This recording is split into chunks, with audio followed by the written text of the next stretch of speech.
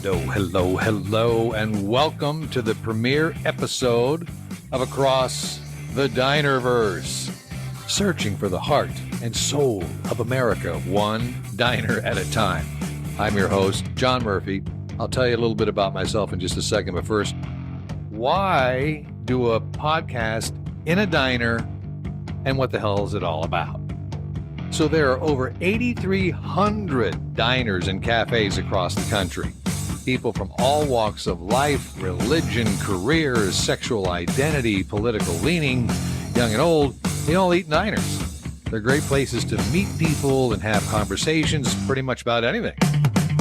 Some say the American dream is dead. Democracy is finished. We're a divided nation over class, race, wealth, opportunities, equality, political ideology. And while everybody has different beliefs and ideas on where we should be heading as a country, I kind of think we're more similar than we are different.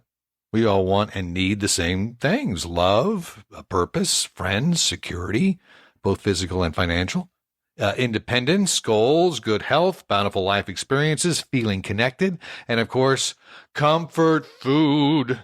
That's why we bring the whole diner thing in, all right? Now, it's easy to get swallowed up in the news cycle and overwhelmed with all the chatter on our socials about the latest outrage and who's getting canceled and why and who else should get canceled. It's a total life suck, and we all get pulled into it. I want to show that's not the case. I mean, I think that's my dog barking in the background, by the way. That's Dusty. Thank you, Dusty, for being on the show. But I want to show that that's not the case. I think we're better than that, based on my own life experiences. See, I travel the country as a writer and producer on the CBS Science and Technology series Innovation Nation, Saturday mornings on CBS. Check your local listings. And I've met some pretty amazing people on the road who are different from me in almost every way. And yet, making that eye contact and simply listening to one another, we get along just fine. And maybe we learn something new, or at least we're open to considering what someone else thinks, even if in the end we disagree. At least we have some context about why they have a certain point of view. So by absorbing other people's stories and life experiences, maybe we'll grow and have a little more empathy and respect for one another and strengthen those ties that bind us and makes America awesome, right? So to take care of some business real quick, you can support Across the Dinerverse on Patreon by visiting patreon.com/Dinerverse. That's patreon.com/Dinerverse. Yeah, it's a made-up word, but here's how you spell it. Dinerverse, Dinerverse. Join the conversation, send me a message, recommend a diner to go to, that'd be fun, and become a supporter to get bonus and exclusive content. That's patreon.com/Dinerverse. And for this premiere episode, I thought I'd stick close to home, which is Pasadena, California. And there's this great diner called Pie and Burger. In fact, I got the exact address right here. It's 913 East California Boulevard, right near Lake Avenue. It's been there for a long, long time. I've taken me and my family there to have burgers and pie. Oh, the butterscotch pie. Oh, the butterscotch pie. So good. The owner is Michael Osborn. I just cold called him and said, hey, I've got this wacky idea for a podcast called Across the Dinerverse. Could we just start here at Pie and Burger? And he said, well, hell yeah, come on down. I'd love to be on the show. So here's my chat and a little backstory about Pie and Burger. Mike, first of all, thank you very much for being on the inaugural podcast of Across the Dinerverse. Well, you're more than welcome to be here. I understand you're a big diner fan and a big Pie and Burger fan. Yeah, we come here a lot. And I don't know how much weight I've gained eating the pies here, but it's significant. I can attest to that. You know, I started here when I was 18, and I don't even want to tell you how much I gained from my size 32 pants to what I wear today. When was Pie and Burger established? Pie and Burger opened in the fall of 1963. I don't have an exact date for it, but I actually do have a lot of the original documents from the city of Pasadena, the plans and the note from the health department and things like that. So it's kind of fun. So this isn't a family thing from your family going back generations. You purchased the diner after it had already been opened. Yes. I actually have an interesting history. When I went to USC and Pie and Burger was looking for a cook. So in the fall of 1972, I started working here as a cook with no intention of staying for 50 years. At the time, I was a pre-dental major at USC. After one semester of inorganic chemistry, I realized that I was not going to become a dentist. So I did a little bit of soul searching, but I loved working here. As you can see, we've got that open style kitchen, and there's a lot of banter that takes place from the kitchen to the customers, and it just had a great warm feel to it, even back in those early days.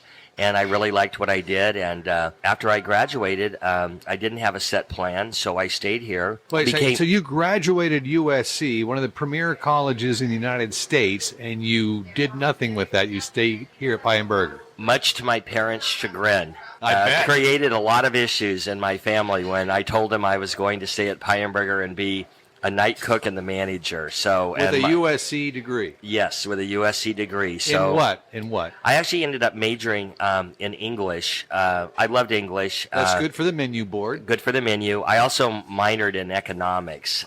So economics was a good thing. My parents sort of laughing about it now, but it was a really serious issue between them and myself. Has owning and taking over Pie and Burger since when, 1992?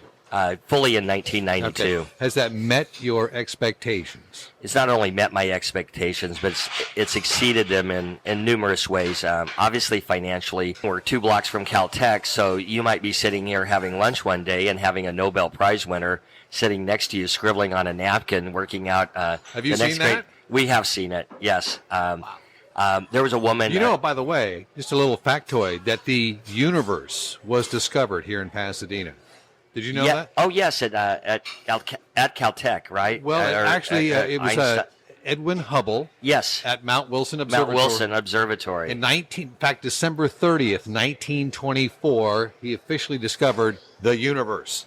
And we've ripped off our name from that, as it across the Dinerverse. Who else comes and visits? We have a fair amount of stars that we deal with on a regular basis. Give me one star name that you've seen in here. Well, how about if Oral Hershiser? Let's just use the baseball great. Baseball for the great. LA Dodgers, yes. Oral used to live down the street back in 1988 when the Dodgers won the World Series, and Oral was all everything. And he ate here probably 2 or 3 times a week, and he was probably at that point in time the absolute biggest, and he's such a nice guy. He would sign autographs for people. I do have a very strong feeling about the stars and whatever. I feel that stars or famous people, they're just people, and at the end of the day, and I respect their privacy. We have relationships with people that we've had really from 30 years with really famous stars, and I don't really think I need to tout them in order to promote the business. I think the business, the food that we have can promote itself. What's the wildest thing you've seen happen inside the cafe here? Oh, I mean, we've had several proposals. I don't want to say that's the wildest, but we've had people that have gotten engaged here. One young couple, she got up to go to the restroom, and he dropped the engagement ring in her water glass, and she came back, and she kept drinking the water, and she got down to where there was like an inch left in the glass, and then I actually was aware of what was going on. I actually thought she was going to swallow the thing, and finally he yelled at her and goes, "Aren't you going to look in the glass?"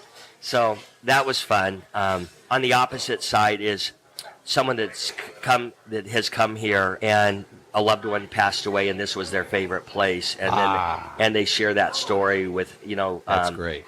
Those are really heart-wrenching in a lot of ways, but they shared the story of how they came here all the time, and sometimes it's hard for them to come back. You have no regrets not becoming a dentist, working here, and becoming the eventual owner of Pie and Burger. No, it's funny. This week I'll be celebrating my 50th year here working. Congratulations.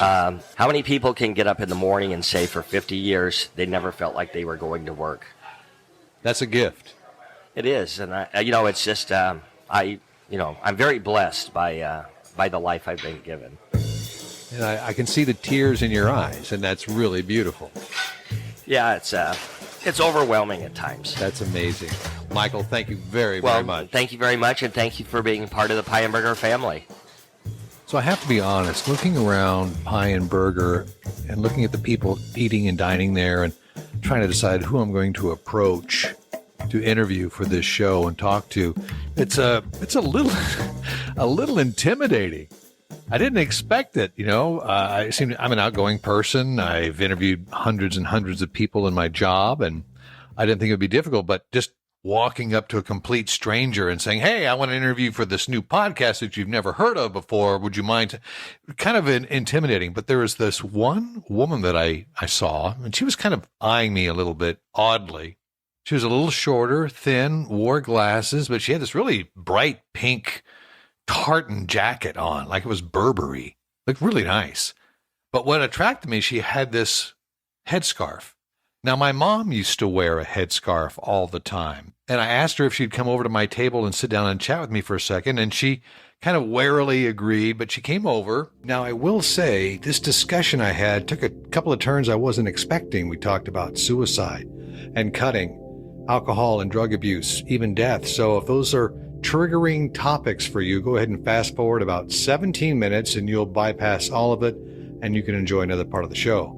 But in the meantime, wow, this lady, you just never know who you'll run into in a diner.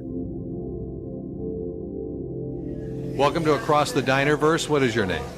Mandy. Hi, Mandy. Where are you from? I'm from Pasadena, which is just north of Pasadena here. Do you come to Pionburger often? Haven't been here, in many years. My kids are grown now. They're 21 and 24, so I haven't been here since they were probably about 4 and 6. Not sure why. It's lovely and drive by all the time. I can tell by your voice that you're not from America, obviously. I'm guessing England? I am from England, yes. Where? I'm from London. Been here since I was 12. And what brought you to America? Oh, my father was in a band and he passed away, and so I technically inherited a house here. Really? What is it? Is it a band people would know? Yeah, if you're familiar with music from sort of the 60s and the 70s, then maybe rock and roll. What instrument did he play? He played the drums. Is the band still around? They are, yeah. He was known for not being the sanest person in the world. Keith Moon? Yes. Moon the Loon. Really? Yes. You are Keith Moon's daughter, Keith Moon of The Who? Yes. Yes, I am.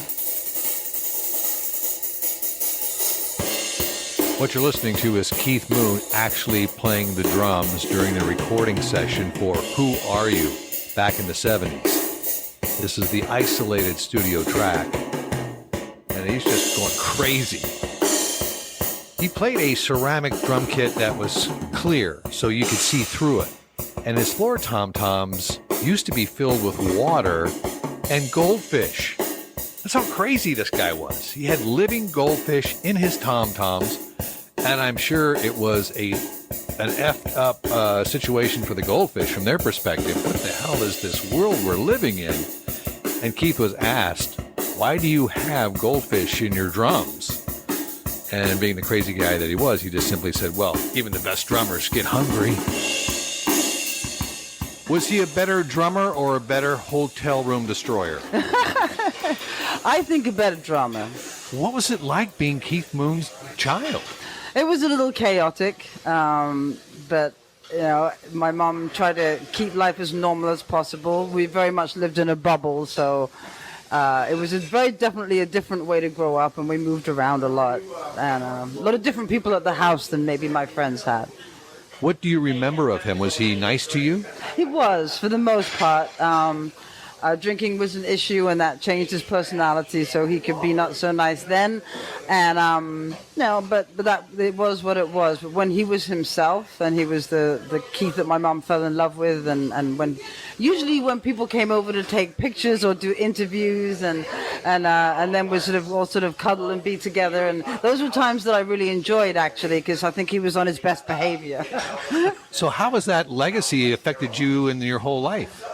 I think it's always been a bit of a shadow, and maybe affected some of the things that I've wanted to do musically and that sort of thing. I'm very much a horse person, so luckily that isn't affected by who my dad was. But I think it affects my interactions with other people. I'm never sure how people might react when I tell them. Or nowadays, a lot of people don't remember who he is, so it's not such an issue. But when I was younger, I used to look a good deal like him, so it was very evident. And my last name was Moon, so people would guess. Are you a musician yourself? I played drums in my early 20s, and I played percussion out in some clubs a little bit. And I love to play the bass and the stand-up bass guitar, but I don't play professionally. Horses have been my profession mostly. Are you an equestrian? Yes, I am an equestrian since 11 or 12, pretty much since we moved here. I started riding, and I've been teaching since I was 14 and competing, and I train horses. I used to train horses. I'm 56 now, so not so much. And teach people to ride, and most recently working with children with disabilities and trained to be more of a therapeutic riding instructor. Well, that's beautiful. Oh, that's thanks. wonderful. That's wonderful. So, Western or English? English is my background, but I do love both. How many horses do you own? We don't have any horses at the moment, mostly because I had back surgery and getting a bit older, but we have 2 miniature donkeys that I use not so much for equine therapy, but it's more like my friends can come over and pet them, so I still consider it equine therapy. I'm just going to tell you this, and this is an absolutely true fact. More people are killed each year by donkeys than die in plane crashes. Okay, I have That's to look that up. absolutely true. You can Google that. It's absolutely true. More people are killed by frickin' donkeys than die in plane crashes. Watch out. Thank you. Okay. All right, so I'm curious, what's been your experience living here in America? What's your take? Since you're from England, I'm sure you have relatives over there. You understand maybe a little bit of their, the whole royal monarchy and the parliament. What's your take and feeling of America, especially here in Pasadena, in this area of Southern California? Well, I mean, I've been here, as I said, since I was 12, and I'm 56, so I've very much grown up here. But my initial take on America, I had been here once on holiday when I was 9, so I was familiar with just how big everything was, how big the portions were, and just everything, the cars, everything was sort of oversized to how it is in England, especially London.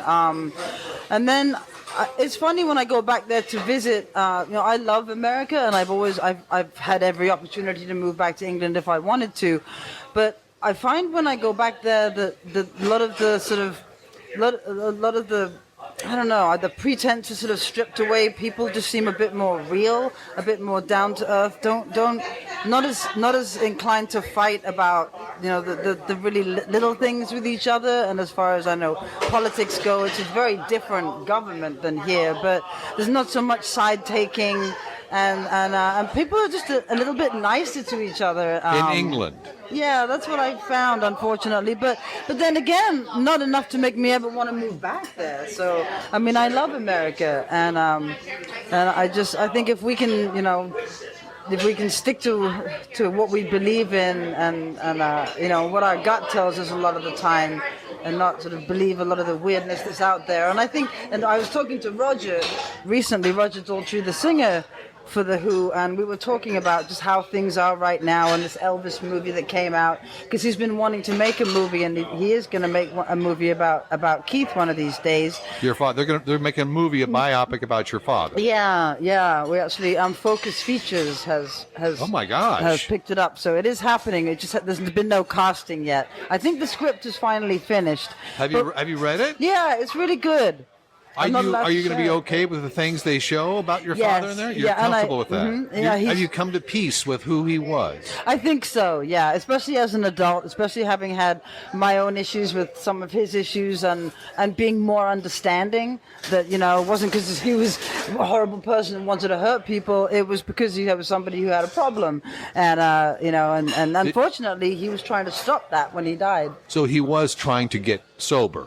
He overdosed on a drug called heminevrin, which is he was under prescription after doing a small deal in treatment. He did go to treatment a little bit and was taking this drug, but he shouldn't have had it at home. It should only have been in the hospital under a doctor's supervision. Right. And And being Keith, he was going to a party and thought people would be disappointed if he wasn't, the Keith Moon that they expected, and he wasn't drinking. So he did another kind of drug, but he also took more of these pills, and he kept taking them. And some people said it could have been suicide. I've always thought it was an accidental overdose because of the way he took drugs. He would take handfuls of things. So they found 32 undigested pills in his stomach, which is why some people thought perhaps it was intentional. But just the way everything was and his life was going, it didn't seem like it. He was engaged. Of course, my mom, being my mom, said, well, that's why he killed himself. He just announced his engagement. But no, we think it was accidental. But he was trying to stop. So a movie's going to be done about your father. You were talking to Roger Daltrey. Now back to your point, which is you and Roger were talking about kind of the temperature of America or the world. Yeah, he blames not just America, but he blames just how the way people are, the meanness in the world, a lot of it on the internet. It's like a Pandora's box. Yes, I think and that's one of the reasons that we are doing this podcast, or I'm doing this podcast across the Dinerverse, is to give people, everyday people in little cafes and diners across America where they come for comfort food and just to enjoy each other and company, to get their thoughts about things, to get their life experience. Because I think when we sit down across from one another, the way you and I are sitting down right now, you can't help but have empathy and understanding for the other person. Yeah, I agree, and we're human, and we're all human. We can get along. It seems like because of a lot of this, because of the hiding behind everything, the name calling, just unbelievable meanness and bullying that can come out of that kind of behavior, and then it seems to get carried on, unfortunately, into everyday life a little bit. The way we drive, the way we treat each other. And if we could just, and I see these little public service announcements on TV for kindness, and I think that's lovely. I think it's sad that we need to be reminded to be kind, but I think it's good that it's there. So you're a mom? Yes. How many kids? I have 2 children. Okay. I have I have one daughter who's 24, and I have a son who was born female but identifies as male, so they're transgender. So he's 21. Can I ask you, because I have no experience with that, what was that process like as a parent, having your child tell you that, and then certainly a lot of talk today about what you should do, what you shouldn't do. I'm just asking you because I know nothing, okay? Share your experience and the feelings that you grappled with kind of going through that process. Yeah, my son, who is she then, came to me and at 12 and said that they were gay, and I said, I love you no matter who you love, no matter who you like, you're my child no matter what. But anyway, at about 14, I was in the market actually, and my son called me and said, Mom, I really need to talk to you about something right now. I said, okay. I was wheeling the cart around, and he tried to explain to me a little bit what transgender was, and said, I really feel that I'm transgender. Would you love me if I was transgender? And I said, I'd love you if you wanted to be a giraffe. And I have no idea why I said giraffe, but so that was the same thing. So it's been a lot of learning. The kids are way ahead of us. They've already done all this research. They already know everything that goes with all of this, as far as the testosterone and having an implant to block the estrogen, and that affects their height as well. So so very much you can't do all of this at home. So I'm like, okay, if we're going to do this, we're going to find out. So we found a really good doctor. We went there and we met with her. She very much deals with the emotional as well as the physical aspects of kids who are changing. I think it's been more challenging for my husband than for me. Definitely just remembering the he and the she, but which I was talking to a lady a little bit about this before, and and saying that it's funny to notice how the kids, the things that they were hypersensitive about in their teens, about, the don't misgender me and, be more respectful. And we're trying to be respectful, but they didn't realize that we were still learning. We had this child for 12, 14 years this way, and we were used to this. And I think that they couldn't realize at the time why we couldn't just switch, just call me he. It's just no big deal. Right. I'm your son now. And it's like, no, it's a whole mental process. And you do grieve a little bit. I think that, but there's no death. The loss of the daughter. Of the daughter, yeah. And you have to get used to it. And also the physicality of it. My son hasn't had any modifications other than testosterone. He takes testosterone. So they have what they call top surgery sometimes, and the bottom surgery is more extreme, and they're not even thinking about that. But they're attracted to people that identify the same as them. Mm-hmm. So his fiance is transgender as well.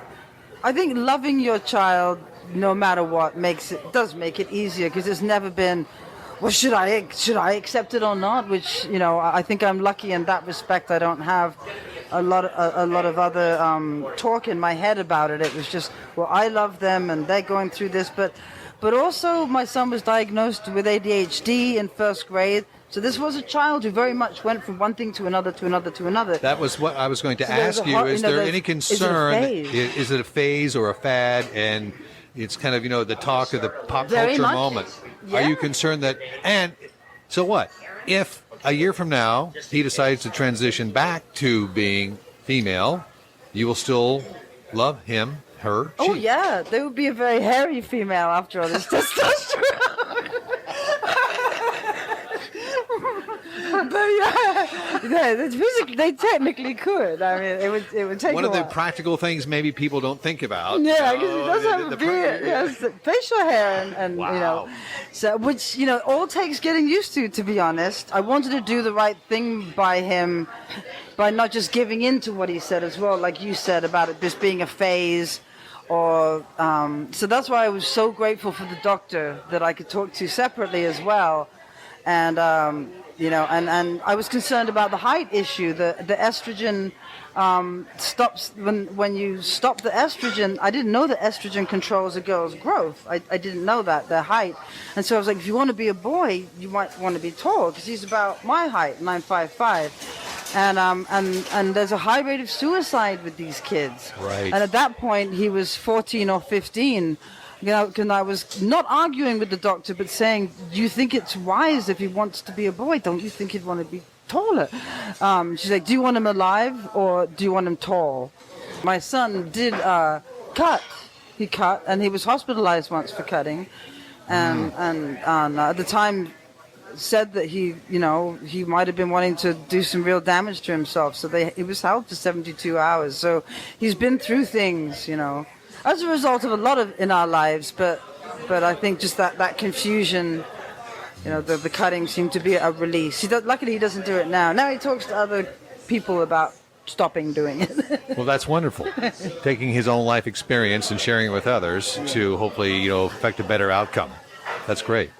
Well, Mandy, I'm just blown away by meeting you and here at this pie and burger. I know. What a wonderful happenstance. It's really nice to meet you. In Pasadena. Aww. And I thank you so much for being on the podcast, and I wish you very well. And you can come back on. Maybe I can exchange numbers with you here at the end of the show, because when the movie comes out, we can maybe talk about the movie again. Of course. All right. Anytime. Nice We'll talk meeting about you next time. Okay. Bye-bye.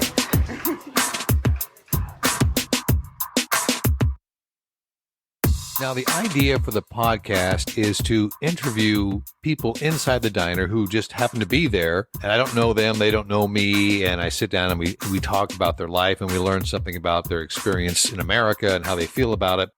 I did, for this premiere episode, kind of stack the deck with a friend of mine, but it's a coworker, and he has a very unique life story. His name is Adam Yamaguchi. He's a vice president and executive producer with CBS News. He's also a correspondent on the show I write and produce on for CBS, which is Innovation Nation, and he's one of our correspondents. And Adam and I have worked together for a long, long time, and we've traveled all over the place. So I thought he'd be a great guest because he's a first-generation Japanese American born in the San Gabriel area, which includes Pasadena, Arcadia, Monterey Park. And so here is Adam Yamaguchi. Nice to see you. Good to see you. It's so rare to actually have time outside of our shoots. We've traveled the country. Yeah, I mean every inch, every corner of this country, it seems. A lot of long car rides. Yeah, I mean I'd say that one of the true gifts in working with you and working on the show for, I don't know, it's 7-8 years now, I think, has been the ability to discover America.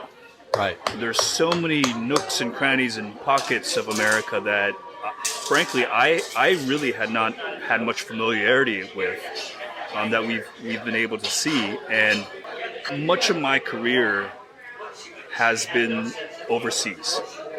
I've traveled to over 100 countries. I've been in many, many conflict zones. And it really wasn't until the last handful of years that I've been able to discover America. And, you know, it's sort of most correspondents kind of have the opposite trajectory. They'll start here and then they'll go overseas. And for me, it was the exact opposite. But I have to say that getting to understand the world first and then coming home and understanding America has given me such an appreciation of all the gifts that America has and its uniqueness in the world. And a lot of that is owed to the people who don't live in the big coastal cities. The spirit of innovation, the spirit of entrepreneurship is very much alive and well in every part of the country.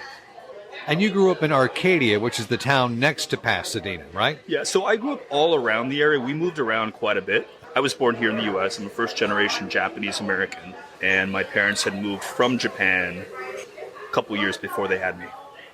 What made them leave Japan to come to America? Japan's an interesting place, and in the U.S. we pride ourselves on individualism. Rugged individualism is what has defined America since the early days. Japan is much more of a collective society, and what that means is that, sure, people have their individual lives and personalities and whatnot, but you don't want to stick out. You don't want to stray from the crowd. Am I wrong that people hold allegiances to corporations and a lifelong job more than they do their own family? Yeah, I mean, that's changed, but yes. Wow. During Japan's meteoric economic rise through the 50s, 60s, and 70s, the term Japan Inc. became a kind of a well-used term. And that's precisely what it was.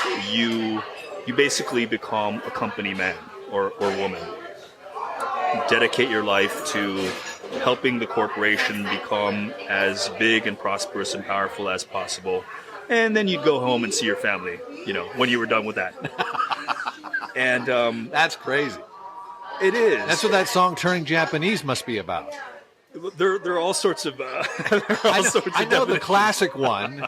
I know the classic one, but if you really listen to the lyrics, I think it's about that work ethic and allegiance to a corporation or something besides yourself that makes you turn Japanese. Right. Yeah. I don't think it's about getting off. Well, that's the more fun. Yes.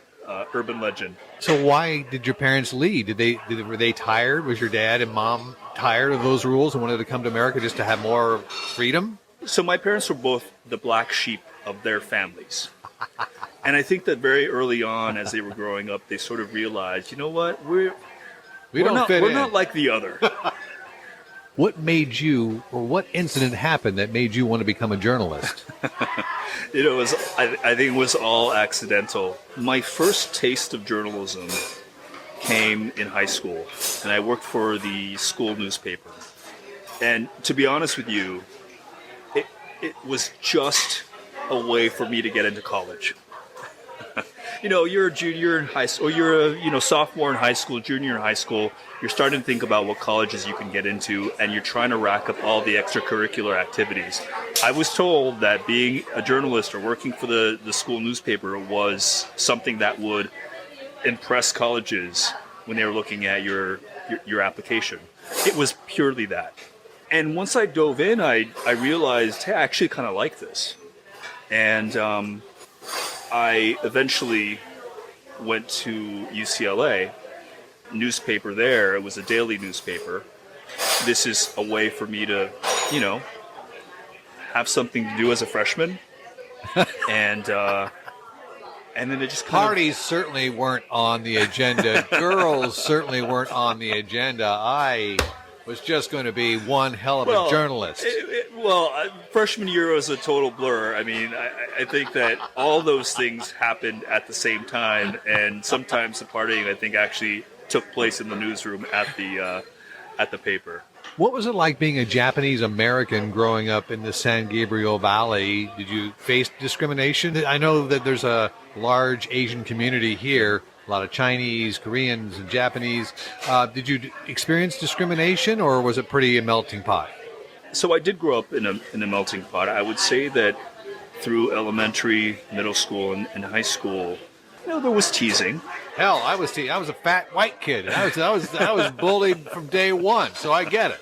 Yeah, I mean, I look back and I chalk it up to, look, kids are kids. I don't remember experiencing that at all.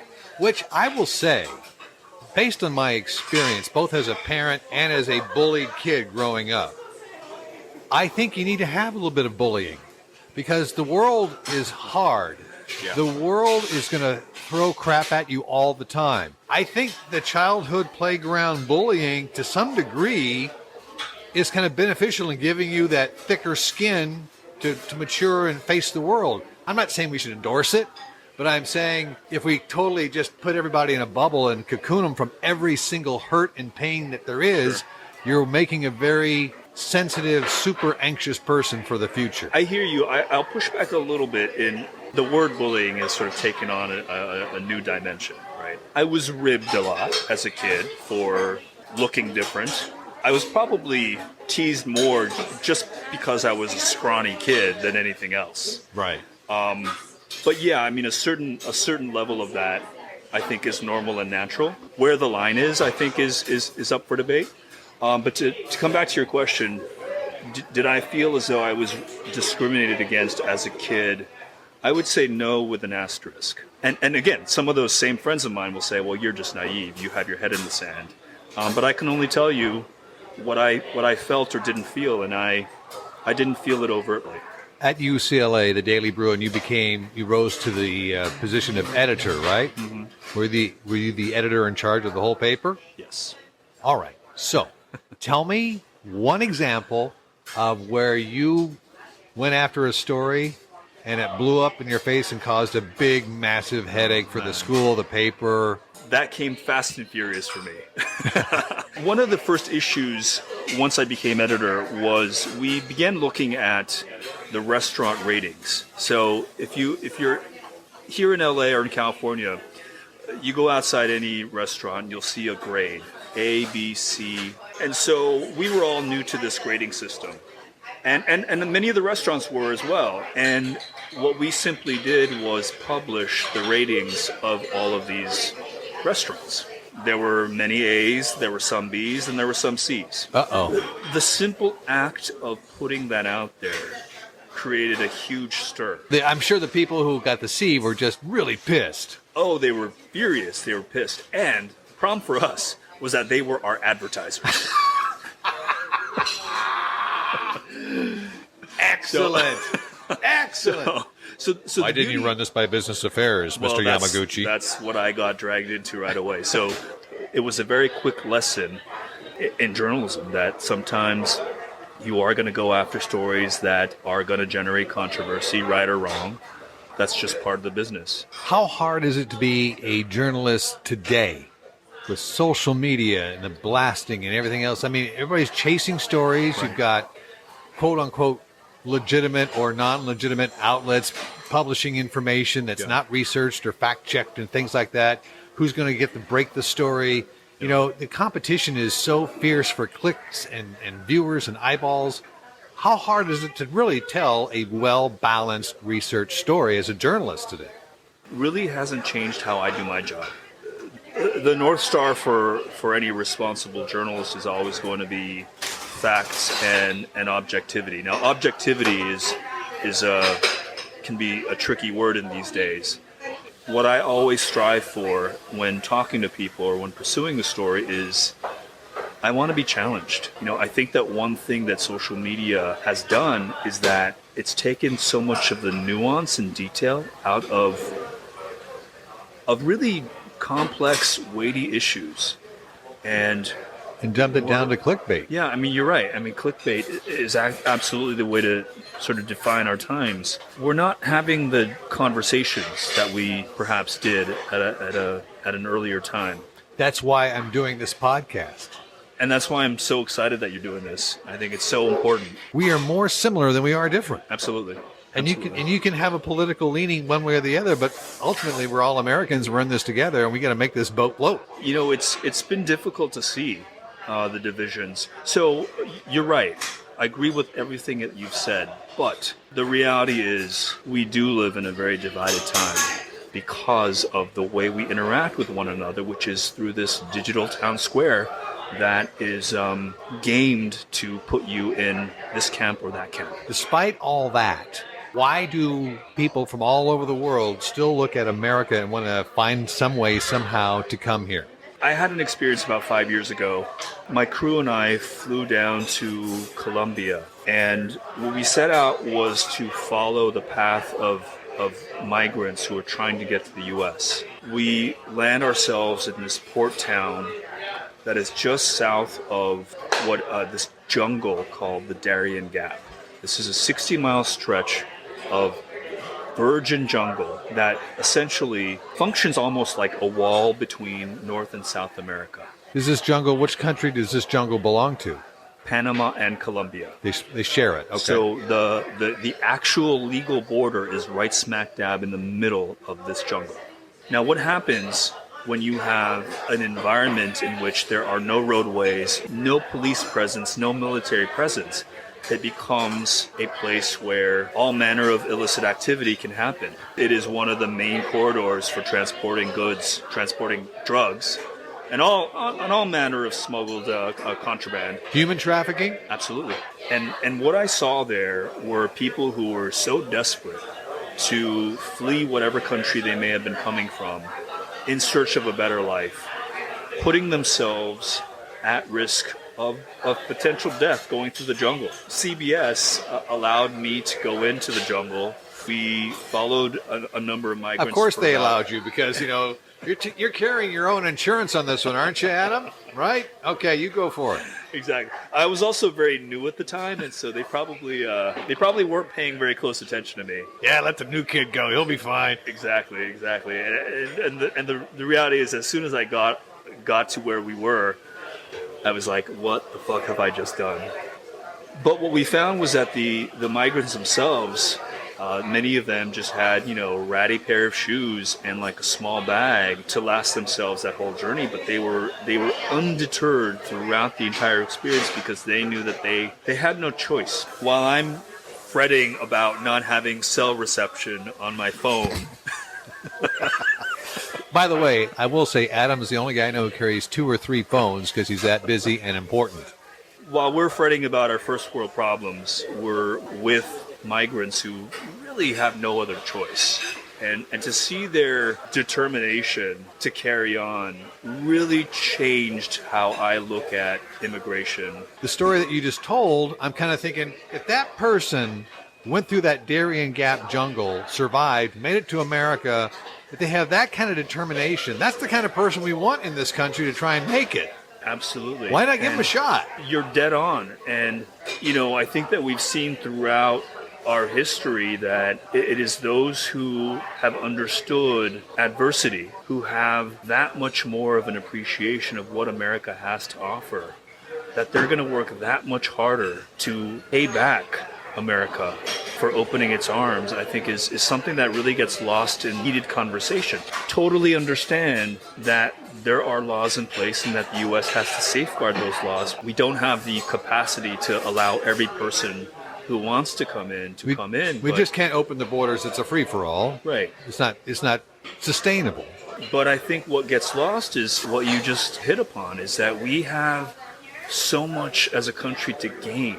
Which I think circles back to your origin story of your parents in Japan. I don't know what the immigration policies are, but it seems like Japan is only filled with Japanese. They don't allow a lot of other people to come in, and now it's starting to bite them in the ass a little bit, isn't it?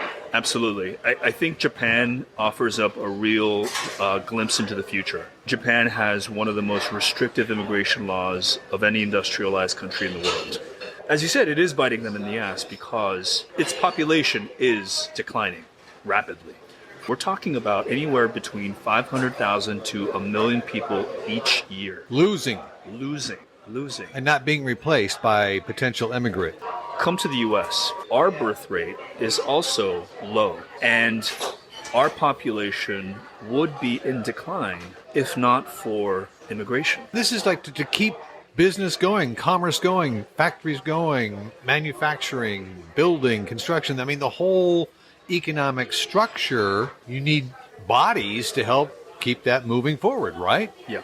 Japan has known that this demographic and economic issue has been around the corner for quite some time. There have been warning signs for decades that this was going to happen.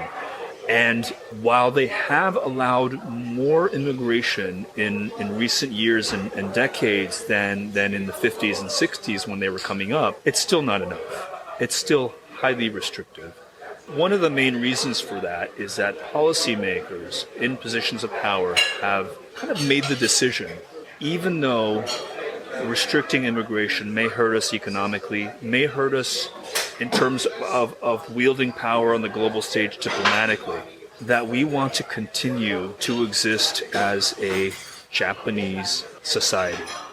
And that allowing people from other countries with other languages, other customs, other traditions can hurt the very identity of who we are as a people and as a nation.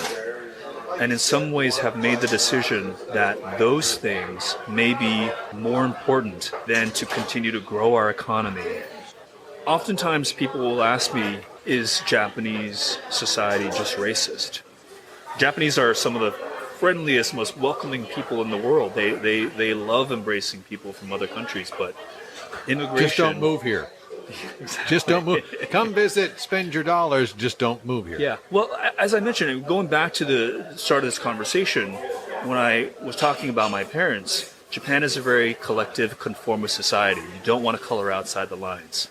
But even when I go to Japan, you can tell I'm not from there. The way I walk, the volume of my voice, the way I sit in a subway. I love the story you did when you were on the old Current network, which was an Al Gore network, and you were a documentary producer, and you went to Japan to do this experiment because women aren't marrying men. They like to date men, or they like to go to clubs and have an evening out with men, and then that's about it. Yeah. And so you went to one of these clubs as one of the club dates, yeah, and they dolled you all up in with the Japanese accoutrement of the shirt and all the pants and all that kind of stuff. You were noticeably taller than the average Japanese man, more broad-shouldered, more muscular. Adam works out 5 times a day.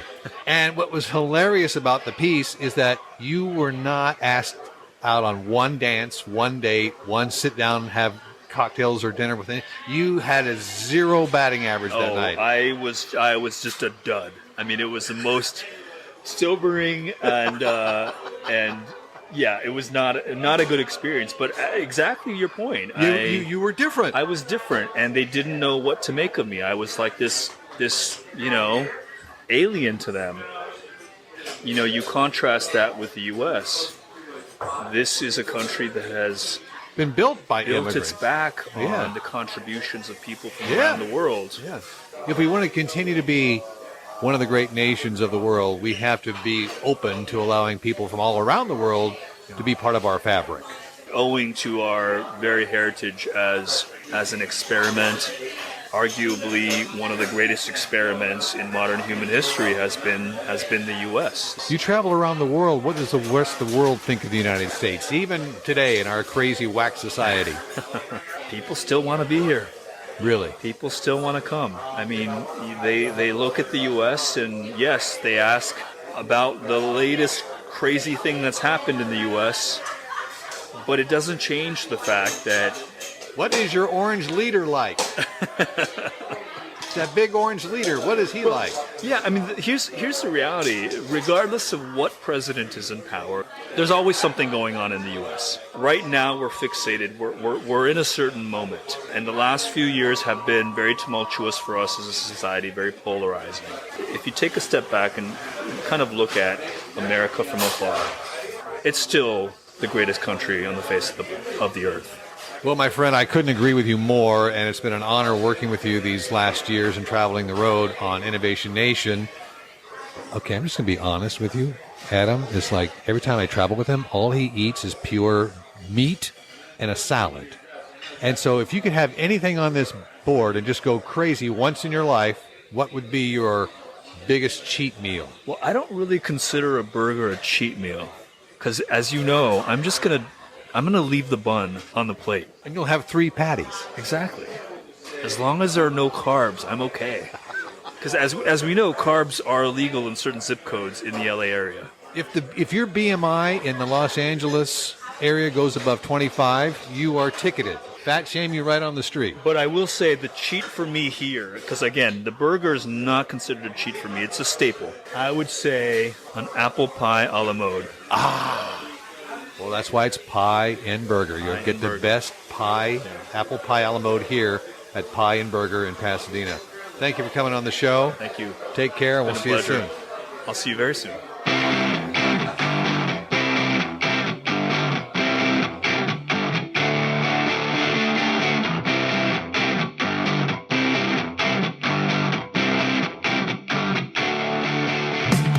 That's it. The premiere episode of Across the Dinerverse is put to bed. Thank you for listening. Upcoming episodes include Dottie's Diner in Florida, and I'm working on another diner in Northern Virginia outside of Washington, D.C., which should be really, really good. So thank you for listening. I hope you support us on patreon.com/Dinerverse. That's patreon.com/Dinerverse. Across the Dinerverse. What's your story?